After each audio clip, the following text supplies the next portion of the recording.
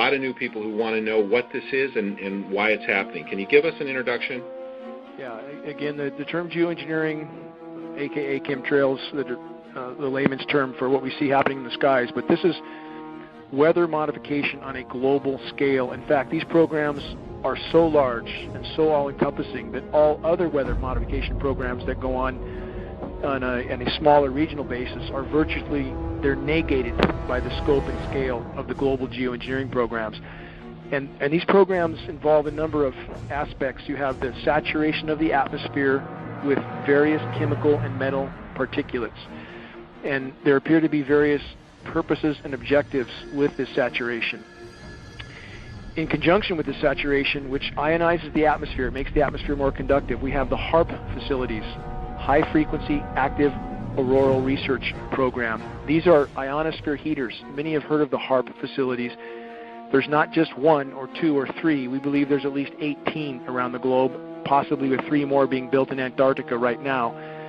And once the atmosphere is saturated with these particulates, and then you add the ionosphere heaters, the entire weather system globally is virtually being thwarted.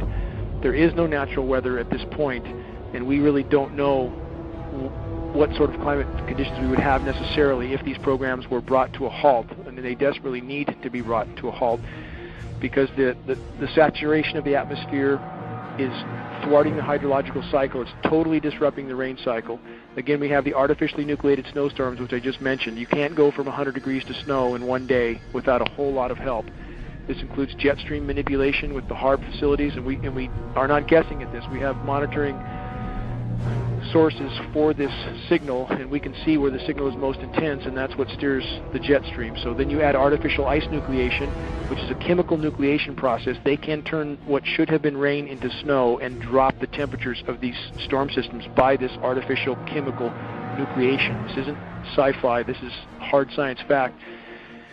The weather disseminating agencies are trying desperately their task, and they're all owned at the very top, it appears, by the Rothschilds and or other parts of the global elite complex. Rothschilds in particular are ownership of Weather Channel, Weather Central, Weather Underground, and it was imperative that they own these agencies, otherwise there would be great discrepancy in trying to explain away these events.